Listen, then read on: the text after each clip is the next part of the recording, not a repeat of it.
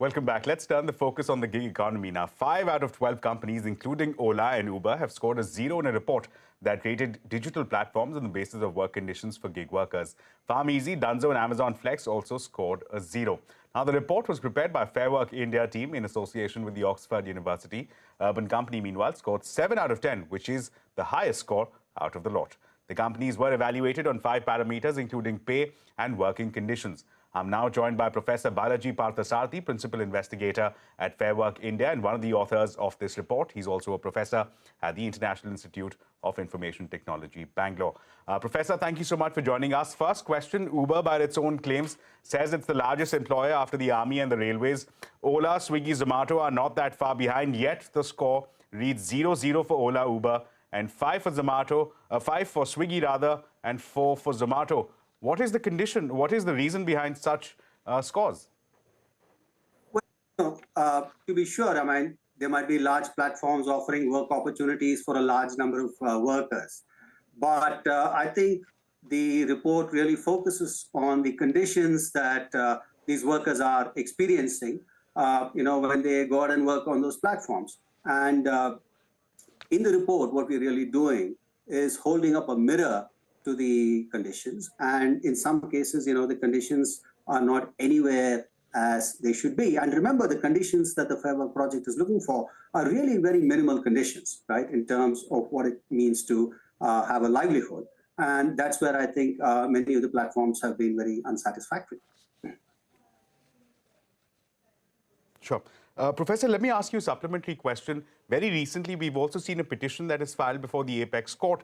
That petition has been filed by the Indian Federation of App-Based Workers. As per their petition itself, in their words, they're saying that the work is tantamount to quote-unquote exploitation through forced labor. From your reading of the situation, does that appear to be the situation on the ground with very limited benefits being extended to such gig workers? Yeah, see, I think the larger issue here is that the opportunities on platforms are often projected as one which are characterized by flexibility, where workers can come on when they want, work for as many hours as they feel it's necessary, and then make all the money that they would like to do.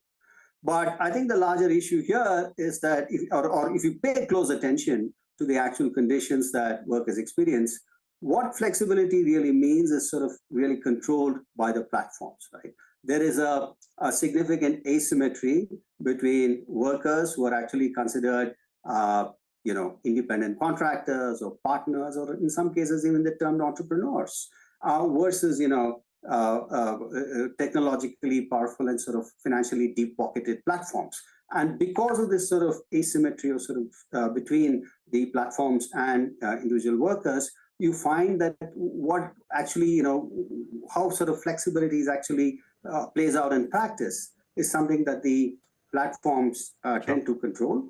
And this is a sort of a primary reason, as we've highlighted in the report, why you see these conditions. Now, what kind of adjectives you want to add to that, that's a separate issue. But I think what we're really trying to do is to show the reality of what the conditions that workers face. Sure. And I must sort of also quickly add that Professor, one of the yeah, please go ahead. I understand. Of course, the petition is still sub judice, so we'll limit our conversation on that. But let's move forward. One of the concerns that emerged as a part of this report was that there is a noticeable hesitancy on part of a majority of these platforms in either negotiating or even acknowledging or recognizing collective bodies that represent such gig workers. Why is that? Why is there such hesitancy? See, again, it goes back to the point that these workers sort of are in a sort of a legal gray zone. They are considered independent contractors or partners, like I mentioned earlier, and the platforms say that if they are independent contractors and partners, they're not really employees or people whom we would like to sort of negotiate with or we need to negotiate with. It can be on a one-on-one basis. Right, and as a result, there is absolute reluctance on the part of platforms to sort of sit down, listen to a collective voice, listen to more often than not legitimate collective concerns that workers might have. Sure. Professor, very recently we interacted with a very senior executive of Uber, Tony West. Tony highlighted that often employment is seen as a binary of either being a contract worker or on the other extreme being a regular employee associated with the company. Here he said that the Code for Social Security identifies a third category of workers, which is gig workers, and subsequently acknowledges that there is some amount of benefits that need to be extended commensurate to the flexibility that they speak of. And he spoke of extending benefits like insurance, leaves for some of these gig workers, some of these drivers. What do these assurances mean going forward, even while the Code of Social Security is yet to be notified? Yes, precisely. I think the Code on Social Security, is one of 4 codes that have been passed by Parliament between 2019 and 2020. However, even the Code on Social Security, which, by the way, is the only code that actually mentions gig workers or platform workers, is yet to be operationalized, right? The code on, industrial relations, the code on wages, and so on, occupational safety, none of them even mention gig workers or platform workers. In our case, our primary interest is with workers on digital platforms, so platform workers. Now, if you look at sort of the concerns of workers that have emerged from our study, for instance, wages is a sort of compelling and primary concern for them. They're worried about what is it that they're going to be taking home at the end of the day. And if the code on wages doesn't mention that, I think that leaves open for the gray areas, the gray zone still remains. And we've also heard from platforms and who say, look, yeah, we do have a code on Social Security. Let's just wait for things to operationalize, and we don't really know when that is going to happen. So until that happens, platforms are quite happy not to do anything about it. We're running out of time. I'll just give you 30 more seconds, Professor. In the absence of such a code, in the absence of a legal framework, what is the way out for millions of gig workers associated with these platforms?